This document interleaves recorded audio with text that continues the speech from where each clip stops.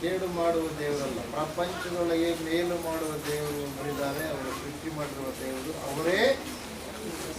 ಈ ಲೋಕಕ್ಕೆ ರಕ್ಷಣೆಯನ್ನು ತಂದಿರತಕ್ಕಂಥ ದೇವರು ಪಾಪಿಗಳಿಗೆ ಪರಲೋಕದಲ್ಲಿ ಪ್ರವೇಶ ಮಾಡಲು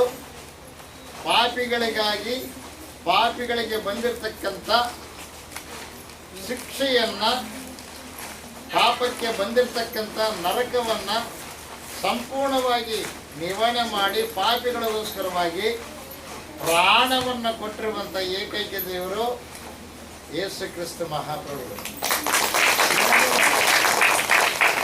ಹಲ್ಲೆಲೂಯಾ. ಈಗ ಒಂದೊಂದು ಗುಂಪು, ಒಂದೊಂದು ಧರ್ಮ.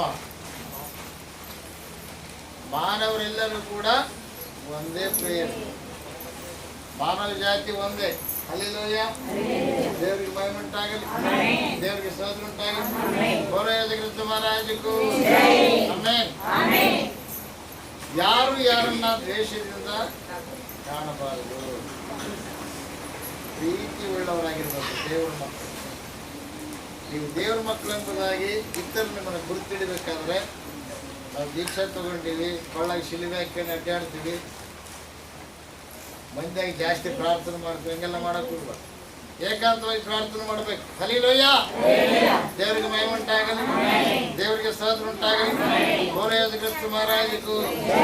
ಮಂದಿಯಾಗಿ ಪ್ರಾರ್ಥನೆ ಮಾಡೋರು ಮನೆಯಾಗ ಪ್ರಾರ್ಥನೆ ಮಾಡೋರು, ಮತ್ತೆ ಏಕಾಂತವಾಗಿ ಪ್ರಾರ್ಥನೆ ಮಾಡೋರು.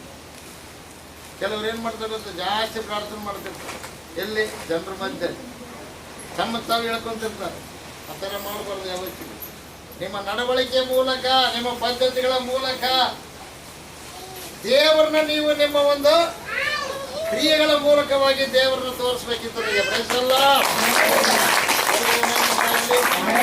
ದೇವರಿಗೆ ಸ್ತೋತ್ರ ಉಂಟಾಗಲಿ. ಹೊರೆಯಾದ ಕ್ರಿಸ್ತ ಮಹಾರಾಜಕ್ಕೂ. ಹಲ್ಲೆಲೂಯಾ. ಆಮೆನ್. ಆಮೆನ್.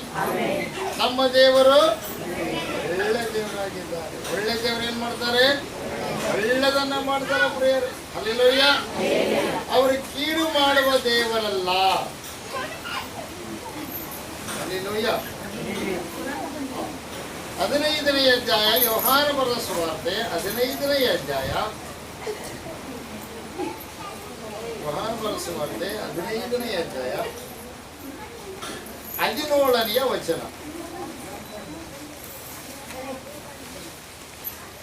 ಯೋಹಾನ ಬರೆದ ಸುವಾರ್ತೆ 15ನೇ ಅಧ್ಯಾಯ, ನೀವು ಒಬ್ಬರನ್ನೊಬ್ಬರು ಪ್ರೀತಿಸಬೇಕಂತಲೇ ಇವುಗಳನ್ನ ನಿಮಗೆ ಆಜ್ಞಾ